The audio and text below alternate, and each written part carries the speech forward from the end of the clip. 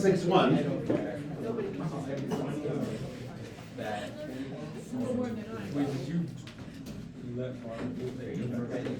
Way to organize over here. The good thing about 6-1 is we've already done it. We did it towards the beginning of the year before we started limits. Yeah. It was like an introduction to Kelp.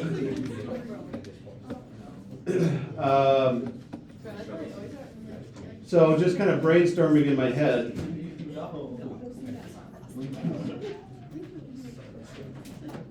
I can probably finish today with enough time to get you back the other part of the test so you can at least see how you did on the graphing. Although you probably already know what you got wrong if you did. But if not, then I get it back to you.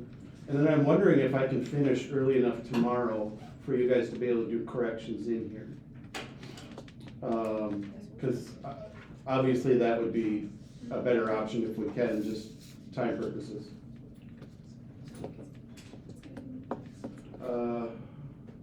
Sorry? No, okay. I was just talking. Thinking out loud, okay. So either way, we'll start this one. It's basically about estimating the area under a curve using rectangles. Do you remember doing that forever ago? We drew a bunch of rectangles under our pictures. That's what this. The area with the area. That's exactly what this section is. It's intended for this unit. It is annoying to do them, but easy. As long as it's easier than last. This unit? No, this unit is not easy. You're joking. Mine was the units get easier throughout the year. Oh no, I better quit This now. section is easy. I better quit now. Well, how much is lesson? This section is easy. All right, let's get moving so we can get done. It's like, I heard. I already drew in from white. Why are we talking about everything else? Yeah, me too. Let's go. Let go right. I already drew in from one. It basically is talking about a pump that's pumping out water on a house that's flooding. The first 8 hours, they had a single pump that was pumping 500 gallons per hour. And so it's pumping water out at a flat rate, because that's how pumps work. They just turn on or off. And then after 8 hours, they decided to get a second pump. Can't imagine why they wouldn't have thought of that to start with, but we'll go with that. After 8 hours, they got a second pump, and the two pumps together were 900 gallons per minute. Per hour, sorry. And so they used two pumps for 16 hours. And so that drawing that I put up there is what that represents. Now, here's where I think you will remember it pretty decently.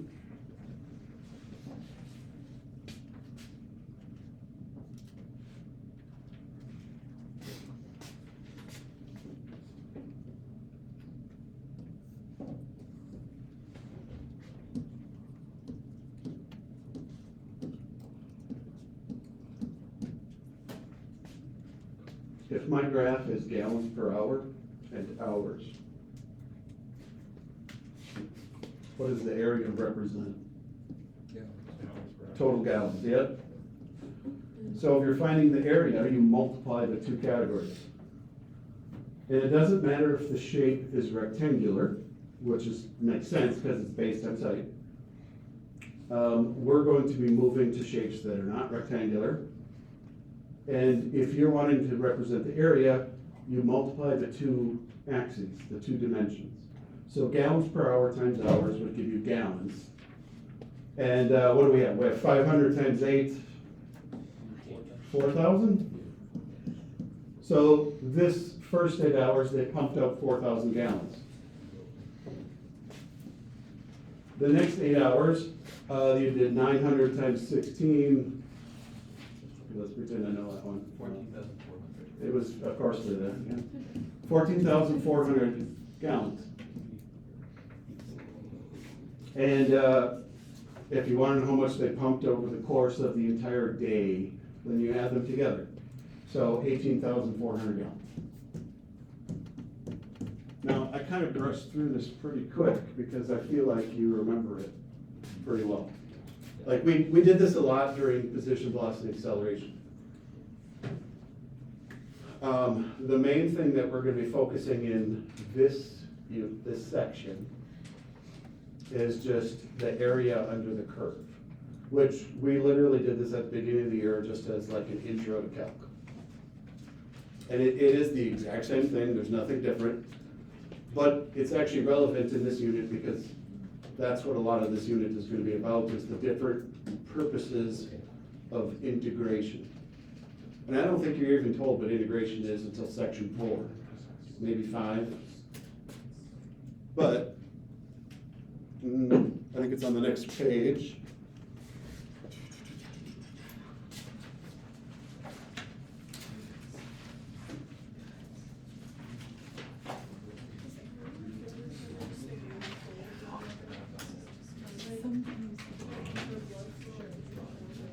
Yeah, right here.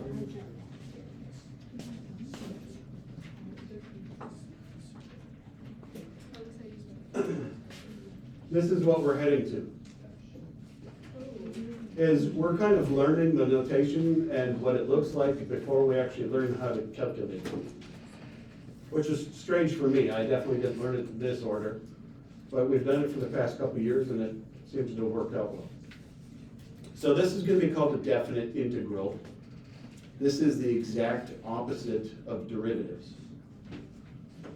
So later on, we're gonna call these antiderivatives. But an integral,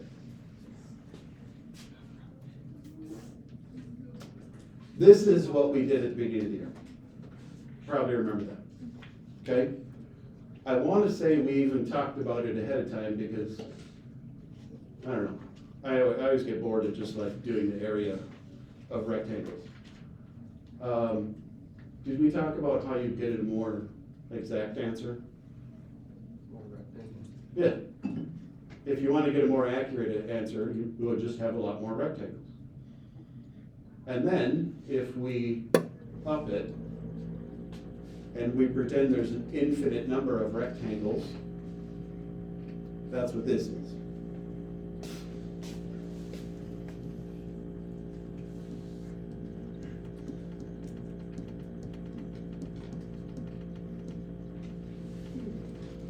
An infinite number of rectangles, estimating the area, is going to be a definite integral. And a lot of this stuff is built into your calculator. It's not going to integrate an equation for you, but it can come up with numeric answers for you. Just like when we did derivatives, you can't have your calculator give you a derivative answer unless you have an Inspire or a Hewlett-Packard. But it can calculate a derivative number for you. So, like if I knew this equation, which we would, it's a parabola, I could, in my calculator, I could choose that symbol, and I would type in the equation of that parabola, and I would say, find me the area from 0 to 5, and your calculator would give you the exact area from 0 to 5 as a decimal. Now we're pretending that we don't know that and we're not very good at it for this section only. And for the most part, I would normally 100% just skip this because I think it's ridiculous for us to learn estimating the area with rectangles. But it's on the AP test. They actually do have you do this on the AP test. It's kind of a great question for the AP test because, like, it's pretty easy. So we definitely aren't going to skip the topic. Just curious, does anybody remember the fact that there's different ways to draw the rectangles? Like, how do you choose to make where to make the rectangle? Like should you have the rectangle be underneath it, above it? I want to say we talked about that at the beginning of the year, maybe I skipped it. The only thing I remember So this one's gonna be called right endpoint. You don't need to write it down, it's on the next page, yeah. You don't need to write it down. This one's called right endpoint specifically because the rectangle you draw, the right hand, come on.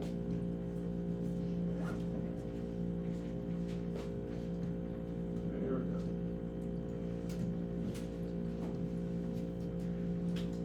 we go. For each rectangle you drew, the right-hand side of the rectangle is what determined the height you made the rectangle. If you use the left-hand side of the rectangle, well, the left-hand side would be a height of 0. The left-hand side would be that height. Left-hand side would be that height. So what I'm drawing in black would be called the left endpoint. Now, one of them is going to be an overestimate, one's going to be an underestimate. That's pretty much how it always works. You can draw midpoint. I generally am not going to ever recommend you do midpoint because it takes so much longer to calculate most everything. It's usually quicker to do left and right and then average them to get the middle. But it's your choice. Now, have you guys ever seen this notation? You did in Algebra 2, I think, for a little bit, right? Oh, that's a notation? Summation notation? Sigma notation?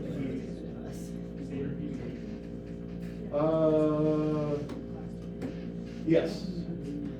Yeah, standard deviation, I believe, uses it when you calculate it the long way. Would you ever algebra? No, we didn't do it the long way. You and me. We didn't calculate it that way. I thought we did this, that little E thing. Did you do a pre-calc? I Okay. think that is Okay, so this is 6.2.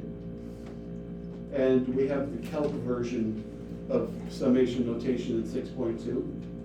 I didn't want to do that before break. It's kind of horrible. And there's no way you would have remembered any of it when we came back from break. So this is a perfect topic for before spring break because you're just adding up a bunch of rectangles. But an infinite number of rectangles being added up, that's what summation notation is. It's notation saying you're going to add up a bunch of things. So an infinite number being added up. What I wanted to get to,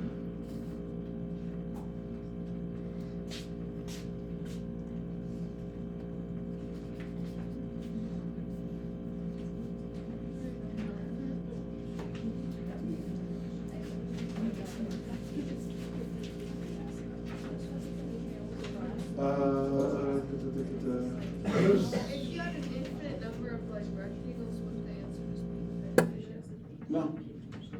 Because the width of the rectangles is not a normal width. The width is effectively 0. So, correct. It seems like it should not work, but it works. Here's what I do not want you doing. In the packet, there is a chart that is intended for you to figure out which one would be an overestimate, which one would be underestimate. Don't ever try to memorize this info. Like, this would 100% just confuse your brain and not be any benefit. If you want to figure out if something is an overestimate or underestimate, I would suggest you just draw a super quick sketch of it and try to figure out if it would be over or under. Trying to memorize this would be ridiculous. We have way too many things to memorize in Calc for you to waste brain space on this. So I know it's in the packet. I know it's in the packet answer key. Do not do this at all.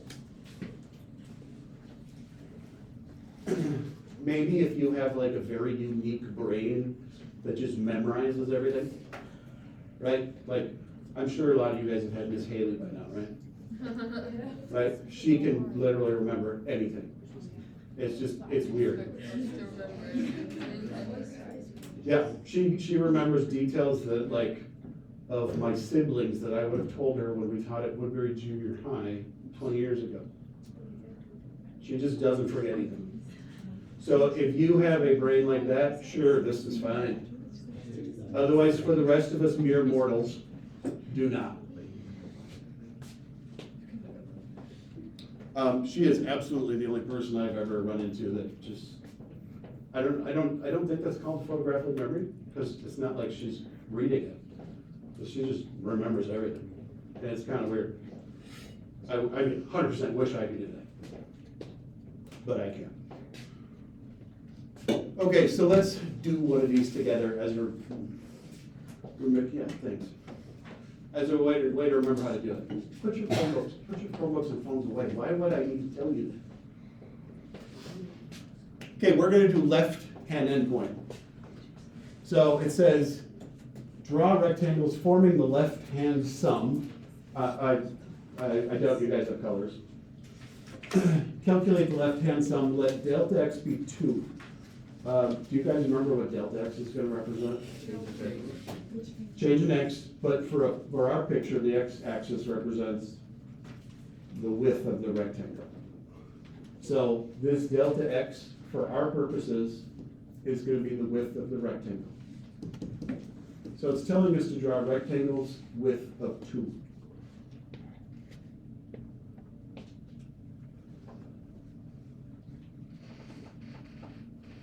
But it doesn't say where to begin and end. Oh, it must be the 6, I see dots on the picture. Does it say above this? Nope. All right.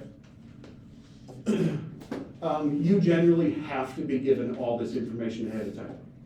The only thing that you're sometimes able to choose on your own is whether you do left endpoint, right endpoint, or midpoint. Otherwise, you have to be given beginning, ending, and how many intervals. Okay, so I'm gonna draw my first rectangle.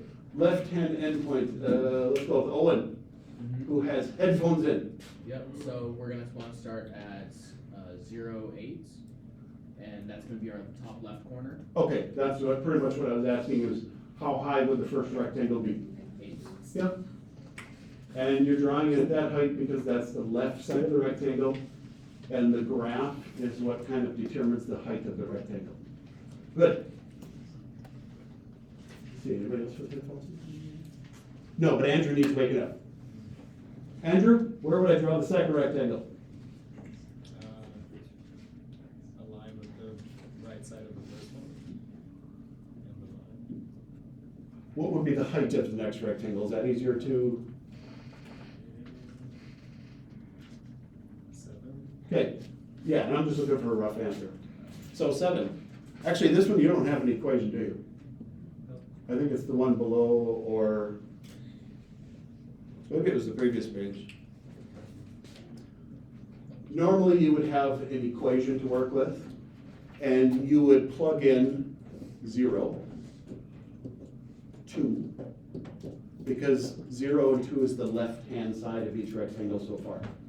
And you would plug it into the function to find out the height of the rectangle to draw. Okay, and then the last rectangle, Dan? Starts at 5.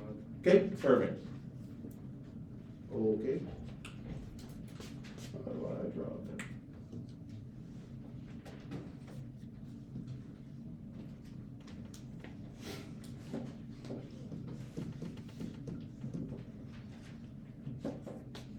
Why would there not be a rectangle starting at 6?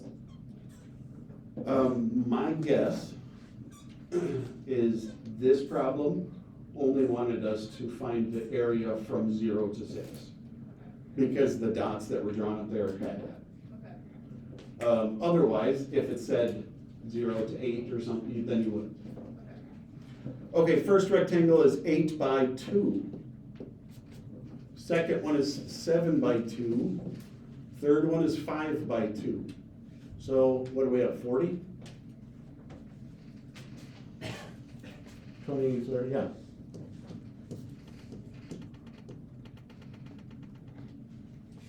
That's left endpoint.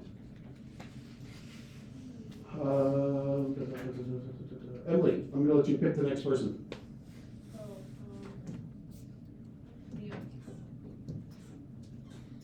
Who'd you go with? Neil? Neil. Neil? Describe to me how to do the next one. We put the right endpoint of the rectangle on the. So the first rectangle's height would be, 8. no, 7. So my first rectangle has a width of 2. The right-hand side would determine the height of the rectangle, and I would stop when I hit the function, which is at height of 7. So the blue one here would be right endpoint. Okay, second rectangle, how high would it be? 5. Perfect. Third rectangle would be a height of 1. Okay, so now I've got 2 by 7, 2 by 5, 2 by 1. Now, I'm hoping you guys recognize the reason I'm writing the areas up there. I'm hoping you will recognize that the left endpoint and right endpoint will always share some of your info. Right? The 14 and the 10.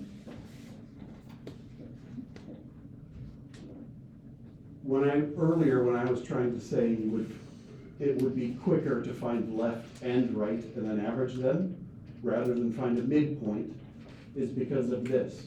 You actually don't need to re-find a lot of the answers. They're already there. So right endpoint would be 26. Without us drawing anything, Tegan, what would be the midpoint answer?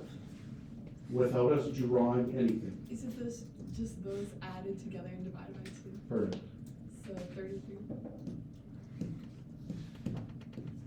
Good. Now, technically, it might be a little bit off. It might not be exactly 33, but it generally is gonna be almost that every single time. The midpoint just doesn't really give you much of a benefit, so we don't do it. Okay. Oh, did we need to talk about which one was overestimate, underestimate? I'm assuming that's super obvious to you by now, but should we talk about it? Okay, overestimate is gonna be the ones in black because it goes over the graph. Like your drawings go over the graph. The blue one is an underestimate because your drawings are always under the graph. So that's the overestimate, underestimate. Now, we could have figured it out only because our graph was decreasing. Because our graph is decreasing, I already knew that left would be over, right would be under. If my graph was increasing, it would be the exact opposite. And that's why I'm trying to tell you that trying to memorize all this stuff is worthless. Because it's different for all of the problems. You know, whether they're increasing, decreasing, whether they're concave, one way or the other. The memorization just isn't helpful. Now this one I want to say, yeah, this one was the exact same problem, but they changed the width to 0.5. What time did we get done, 27? I was hoping you guys could try left endpoint on your own, and let's try to finish by quarter after so you have enough time to get your test back to you. Just do left endpoint.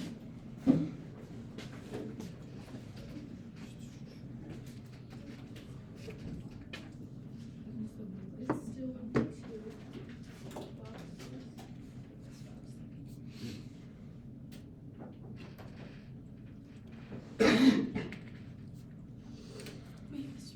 I don't know why that picture has a width of, oh, well, they changed the scale on the bottom. Yeah. Well, that's dumb. But it's still 2 boxes. Yeah, I didn't want to, okay, So you're going to sit after? no, I know. you don't have a plan yet. I finished my corrections. I can go over my other tests and like try to work on the problems I got wrong. Just for like a little bit after school. I don't see why not, I guess. And I should know the relearn them by then if we're gonna do one.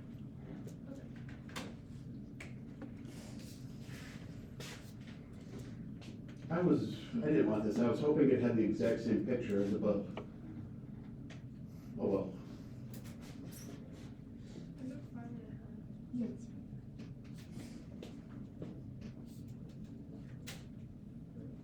Should we do right too, or just? If it's going fast enough for you, that you're already done with left, go ahead and do right. I just didn't want it to take a long time. I suppose this one, there's no equations here, it's estimating, so it's quick.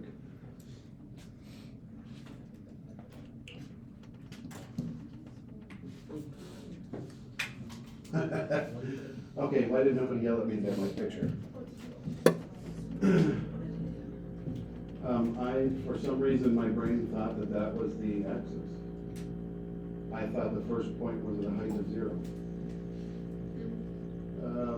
You know what, I'll blame that on, I brought a lot of tests home to correct yesterday. I'll blame it on that.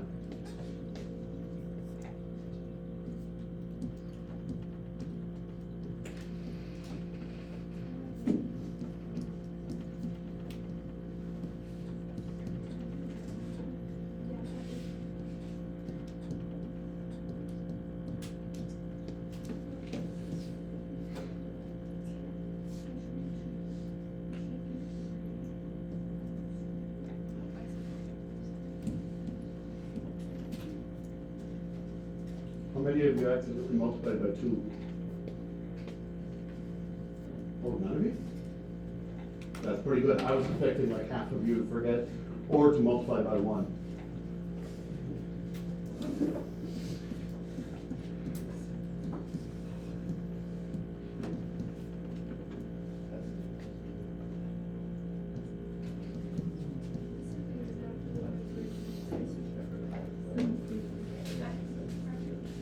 Okay, did you notice how I wrote it up there though? Now I'm talking about label. I'm talking about the fact that I didn't multiply each one by 0.5 individually. Not that that's a huge deal. Where it's beneficial is when I did the left endpoint, I wrote in the height of the first, second, third. And then when I switched to right endpoint, my first height was the second answer, my second height was the third answer, and then my third height was a new number. So part of the reason it's beneficial to write it like this is I didn't have to recalculate most everything. I knew automatically that those two numbers were the same because they overlap between left and right. And the only one that's ever going to be different is the first and last.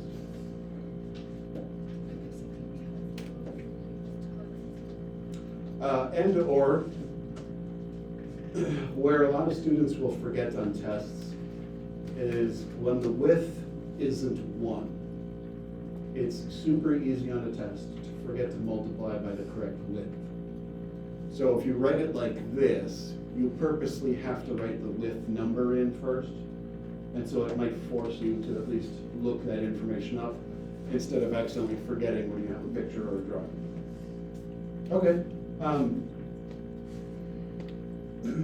Well, hopefully I didn't just like blow through this too fast. What I'm assuming I'm going to do tomorrow at the beginning of the hour is I'm probably going to do this problem with you. I think right below here, isn't there one with an equation? Yes. No, that's not the one I wanted. Maybe I'm thinking of the homework. Oh, it's this one, the one that I drew on and skipped. This one had an equation, 6 sine of pi ht. We'll do that one tomorrow at the beginning of the hour and make sure to do one with an equation so that you can't just like look at a picture and come up with a height.